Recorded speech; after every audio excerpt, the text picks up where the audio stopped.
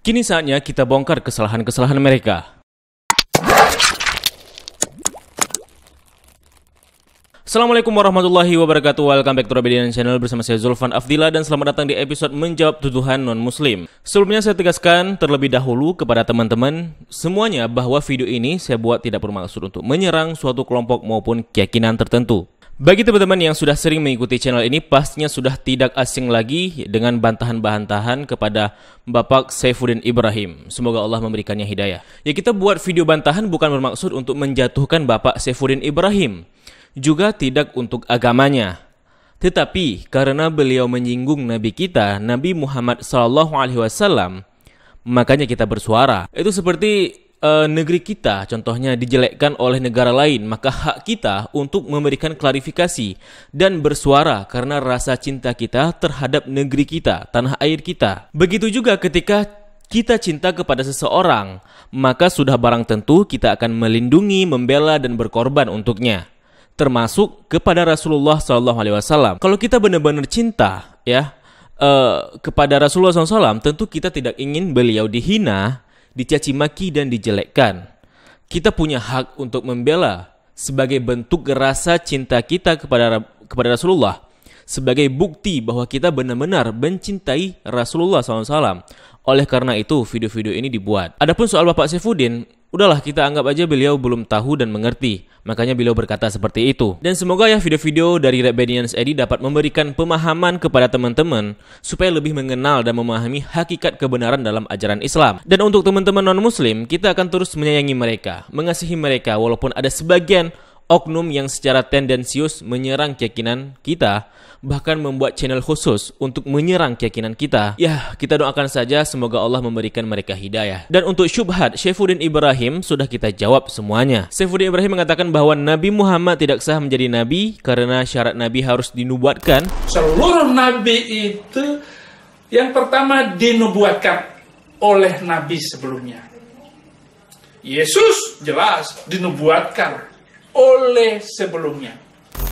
Ini sudah kita jawab di video sebelumnya tentang siapa yang menubuatkan Nabi Muhammad SAW.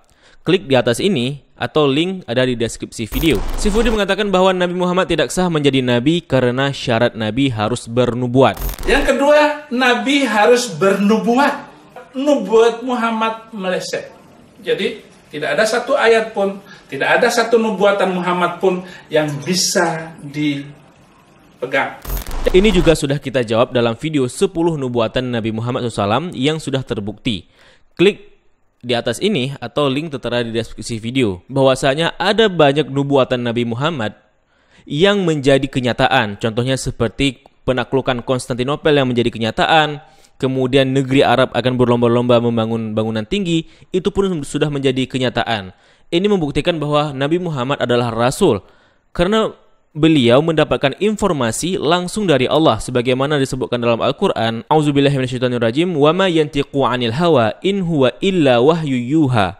Bahwasanya apa yang disampaikan oleh Rasulullah SAW itu bukan berasal dari hawa nafsu beliau, melainkan berasal dari wahyu yang diturunkan oleh Allah. Oleh karenanya nubuatan-nubuatan Nabi Muhammad merupakan bentuk wahyu yang beliau terima untuk memprediksi masa depan sebagai bentuk nubuatan mukjizat yang dimiliki Rasulullah SAW. Dan kayaknya kita harus buat video lain mengenai nubuatan-nubuatan Nabi Muhammad yang tergenapi menjadi kenyataan seperti itu. Karena di video sebelumnya hanya 10 saja. Faktanya ada banyak sekali nubuatan Nabi Muhammad. Jadi jangan lupa subscribe channel ini untuk mendapatkan updatean video berikutnya. Saifuddin Ibrahim mengatakan Nabi Muhammad tidak sah menjadi nabi karena syarat nabi harus bermukjizat. Punya mukjizat untuk ditunjukkan kepada orang-orang yang hidup pada waktu itu bahwa ia adalah nabi. Maka orang-orang Yahudi, orang-orang Nasrani, waktu Muhammad datang ditanya kepada Muhammad, selalu jawabannya tidak punya mukjizat. Ini juga sudah kita jawab dalam video sebelumnya yang berjudul Siapa Bilang Nabi Muhammad Tidak Memiliki Mukjizat. Klik di atas ini atau link tertera di deskripsi video ini. Dan faktanya Nabi Muhammad memiliki 100 mukjizat lebih. Dan langsung kita sebutkan sumber hadis yang terkait berdasarkan saksi-saksinya. Jadi dusta kalau Nabi tidak bermukjizat. Lalu ia mengatakan bahwa Al-Quran bukan mukjizat. Dan Al-Quran bukan mukjizat.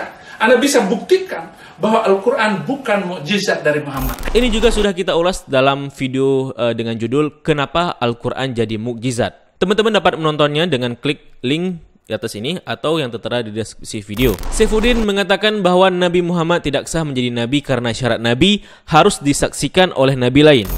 Yang keempat, seorang nabi harus disaksikan oleh nabi lain.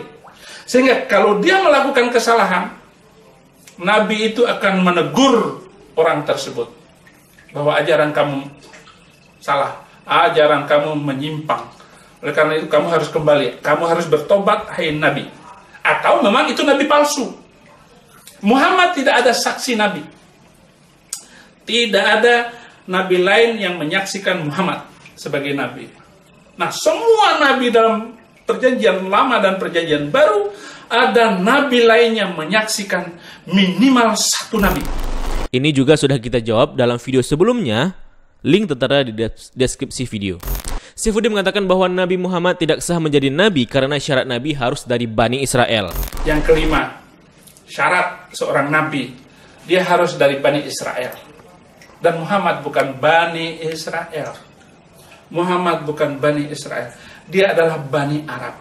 Itu sebabnya Muhammad bukanlah seorang nabi. Ini juga sudah kita jawab dalam video sebelumnya. Teman-teman harus nonton dahulu tentang perbedaan nabi dan rasul baik dalam agama Islam maupun agama Kristen. Link klik di atas ini atau tertera di deskripsi video. Kemudian teman-teman nonton dulu beda nabi dalam agama Islam dan Kristen. Jadi jika tadi nabi dan rasul, maka ini nabi saja. Perbedaan nabi saja dalam keyakinan Islam maupun keyakinan Kristen. Link di deskripsi video atau klik di atas ini. Baru kemudian teman-teman nonton video benarkah ke-24 nabi hanya Nabi Muhammad SAW dari Arab, sedangkan lainnya dari Bani Israel. Link juga tertera di deskripsi video atau klik di atas ini. Nah, supaya nyambung, saya sarankan teman-teman menonton video mengenai apa agama para nabi sebelum adanya ajaran Islam. Link juga tertera di deskripsi video atau klik di atas ini. Dan alhamdulillah sudah kita jawab semuanya. Nabi harus dinubuatkan sudah kita jawab, nabi harus bernubuat sudah kita jawab, nabi harus bermukjizat sudah kita jawab, nabi harus disaksikan oleh nabi lainnya juga sudah kita jawab, dan nabi harus dari Bani Israel juga sudah kita jawab. Alhamdulillah. Semoga video-video yang sudah kita jawab dapat menambah wawasan dan keyakinan teman-teman sekalian. Hanya saja teman-teman, tidak hanya itu. Ada bagian unik dari video ini, di mana Saifuddin Ibrahim menantang untuk mencari kesalahan-kesalahan dalam Alkitab, Injil, atau Bible. Siapapun yang bisa membuktikan ada perbedaan antara perjanjian lama dan perjanjian baru tentang ajarannya, hebat orang itu akan membuktikan. Nah, apakah Zulfan Afdilah akan membongkar semua kesalahan dalam Bible? Apakah Zulfan Afdilah akan menerima tantangan Saifuddin Ibrahim ini? Atau dia akan menolaknya? Dan jawabannya adalah tidak. Jawabannya tidak. Karena gini teman-teman. Pertama, saya rasa nggak ada manfaatnya yang ngobrak-ngabrik Alkitab buat cari-cari kesalahan. Karena gini, Allah menyuruh kita agar membaca dan mempelajari Al-Quran, bukan Alkitab. Allah juga nggak akan tanya, sudah berapa kesalahan Alkitab yang sudah kamu cari. Malahan Allah tanya, sudah berapa ayat kamu hafal, sudah berapa ayat yang kamu terapkan dalam kehidupan, sudah berapa ayat yang kamu pelajari. Ya, Al-Quran bukan Alkitab. Allah tidak akan menanyakan kita sudah berapa kesalahan Alkitab yang sudah kita dapatkan. Melainkan Allah bertanya, sudah berapa ayat Al-Quran kita pelajari. Jadi jangan salah orientasi. Yang kedua, soal Alkitab ada kesalahan maupun tidak, itu sebenarnya urusan mereka. Urusan kalian, itu masalah kalian, bukan masalah kami sebagai muslim. Toh misalnya kalau tidak ada kesalahan, ya tidak membuat kita muslim menambah iman, tidak mendatangkan keuntungan bagi kita, termasuk untuk saya, dan juga tidak membuat kita rugi. Pun kalau misalnya ada kesalahan dalam Alkitab, untung buat kita apa? Untung bagi kami sebagai muslim apa? Apakah akan menambah pahala bagi kami atau enggak? Jadi itu terserah mereka, masalah mereka dan urusan mereka. Kita nggak ada urusan apakah kitab mereka ada kesalahan, apakah nggak ada, itu urusan mereka. Kita nggak usah cari kesalahan kitab-kitab mereka, melainkan kita pelajari Al-Quran. Karena nggak ada tuh dalam Al-Quran dan hadis suruh kita muslim yang nyari kesalahan Alkitab. Ya, nggak ada dalam Al-Quran maupun Al-Hadis untuk memerintahkan kita mencari-cari kesalahan dalam Alkitab. Yang diperintahkan itu agar kita mempelajari Al-Quran, mempelajari hadis, seperti itu. Yang ketiga, hal ini sebenarnya dapat menimbulkan permusuhan antara umat beragama. Ya, saya heran ya, kenapa Bapak Saifuddin yang notabene-nya mengaku pendeta malah memberi tantangan seperti itu. Apakah dia tidak khawatir kalau tindakannya dapat merusak harmoni bermasyarakat? Kita tidak akan mencari kesalahan dalam Alkitab, tapi sebaliknya, kita akan mencari kesalahan-kesalahan dalam Al-Quran dan akan kita buktikan apakah benar tuduhan-tuduhan mereka terhadap kitab kita atau mereka yang belum sampai antena untuk memahaminya. Ya, kita akan mengekspos kesalahan yang ada dalam Al-Quran. Oleh karena itu, subscribe channel ini untuk mendapatkan updatean kira-kira apa sajakah kesalahan-kesalahan dalam Al-Quran yang dapat kita bongkar di video berikutnya. Oke, terima kasih telah menyaksikan video ini. Tetap berukun dan harmonis serta asri untuk umat beragama di Indonesia. Mohon jangan terprovokasi dengan video-video Saifuddin Ibrahim, karena sejatinya kita ini satu bangsa dan tanah air. Jangan mau diadu domba oleh oknum-oknum yang tidak bertanggung jawab, yang secara tendensius menyerang keyakinan lain seperti